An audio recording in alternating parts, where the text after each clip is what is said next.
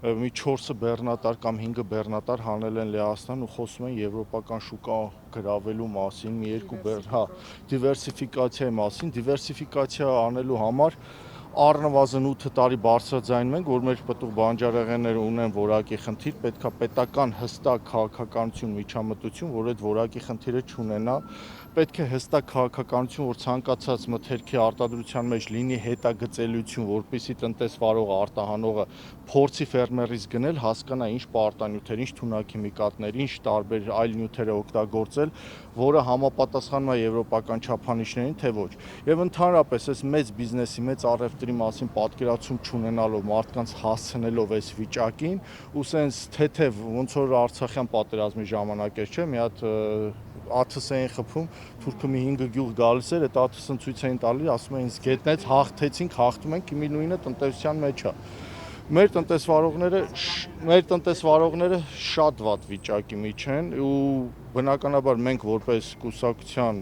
ներկայացուցիչ եւ մեր կուսակցության ղեկավարը բոլոր հնարավորինս քայլերը պետք է ձեռնարկենք, որ օր առաջ սահմանները բացվի։ Տեսեք, Եվրոպական միության հետ կապված մի քանի գործոններ կա, որ չգիտեմ ինչի, տեսեք, Պապոյան Գևորգի հետ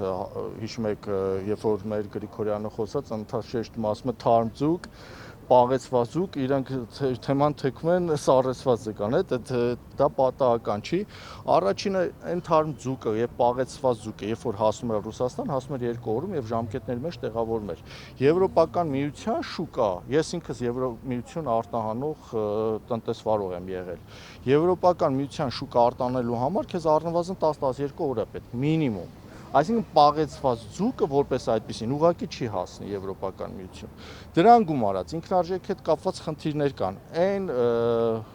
հակաբիոտիկները, այն նյութերը, որ մերոնք են օգտագործում ձկնաբուծության մեջ, եվրոպական ստանդարտներին չեն համապատասխանում։ Եթե եվրոպական ստանդարտին համապատասխանող հակաբիոտիկներ եւ այլ նյութեր օգտագործեն, արդեն ինքնարժեքի մեջ ընդհանրապես չեն տեղավորվելու։ Գինը ինքնարժեքը բարձրանալու եւ մրցունակ չեն լինելու։ Այս մասին բայց իրենք ասում են, որ լրիվ համապատասխանում է ՍԱՏՄ-ի։ Դե լրիվ համապատասխանում է ՍԱՏՄ-ի ղեկավարի ասելով, թող մի կիլոգրամ թարմ կամ պաղեցված ձուկ արտահանեն։ Ծով ունեցող երկրների հետ ո՞նց կարող է լինել։ Կամ այդ տնտեսվարողների մասին ինչի այդքան վատ կարծիք ունեք, որ այսինքն այդ Եվրոմիության շուկան կար, տնտեսվարողները տեղը չգիտեին։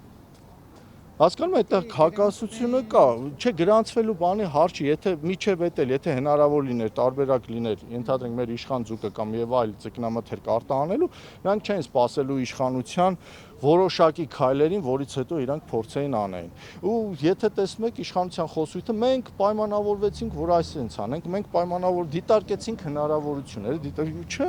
ախր բիզնեսի մեջ տենց չի, չպետք է դիտարկես, արդեն ասես այս հնարավորությունները ստեղծել եմ, մենք սա կարանք անենք, դուք էլ սա արեք։ Պլյուս, այդ եվրոպական միության շուկա եւ այլ շուկաներ, որ sense հաղթական ցույց են տալիս, ենթադրենք լավագույն դեպքում 1 միլիոն հատ ծաղիկ, 96 միլիոնա ծաղիկ արտանվել Հայաստանից։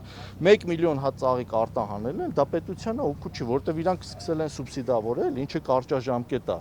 Ու արդյունքում դուրս է գալիս, որ այդ սուբսիդիաներով ինչ որ ձև զսպում են, ինչը կարճաժամկետ է։ Եթե այդ սուբսիդիաները հանեցին, թողեցին բնականon վիճակով, այդ տնտեսվարողները էլի չեն կարողանալու արտահանել։ Եվ եվրոպական շուկա եւ արաբական շուկա։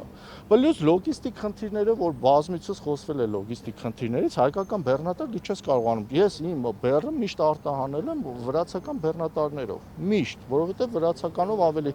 հեշտ է եղել, ավելի հարմար է եղել։ Մենք այդ լոգիստիկ խնդիրները չլուծած, ապրանքի որակի հետ կապված։ Կհիշեք 2024 թվականին, երբ որ հայկական ՀԿ-ներից մեկը, մեր Պիպոյան Դավիթի հետ շուկայից ուղակի գնեցին գյուղմթերք եւ տվեցին ՀԲԼՑԿ պետական լաբորատորիա ստուգման եւ բոլորը նորմերին չէր համապատասխանում, չի արգելված նյութերի քանակը, ոչ մեկինը չէր համապատասխանում։ Ու դրա մասին բազմիցս քանի տարի խոսում ենք։ ՍԱՏՄ-ն անգործունակ նստած է։ Անասնապահության ոլորտում ունենք խոշոր եղջերավոր անասունների գլխաքանակի այնքան անկում, որ այսօր արդեն տավարի մսի գինը դարձել է նվազագույնը, ոսկորոտ միսը 4200։ Ու մենք այդ մասին խոսել ենք փետրվարին ես եմ հայտարարություն արել, այն 3400 դրամի ժամանակ ասեցի, հեսա սկսելու է գինը թանկանալ։ Բոլորը հիշում եք, բոլորը տարածեցի։ Այս ամեն ինչը, որ մենք տեսնում ենք եւ տեսնում ենք մեծ մակարդակով, ինչա տեղի ունենում ու խոսում ենք բարձրաձայնում ենք, շատ ժամանակ չի անցնում։ Մեր խոսացածը չի անցնում, որովհետև իրանք եթերով կարողանում են փոկել, այդ փոքր սենց հաղթանակներ ցույց տալ, գրավեցինք շուկան, այս արեցինք, այն արեցինք, մտանք մեր Բալթյան երկրներ, ու այդ նվազագույն, այդ ծիծաղելի փոքր քանակները խոսում են 5 մեքենա, 100 տոննա հանեցինք Լիազտան։ Ծիրանի արտահանման մեջ, ընդհանրապես պտուղ բանջարեղենի արտահանման մեջ մի տնտեսվարողը կարող է 5 մեքենա նույնիսկ փչացնի թափի, որ դա խնդիր չի ծագում, էլի, իսկ այսօր 5 մեքենա արտահանել ինչ-որ մի հատ լիհական խանութների ցանց ցույց են տալիս մեծ ձեռքբերում, հենց էսա խնդիրը։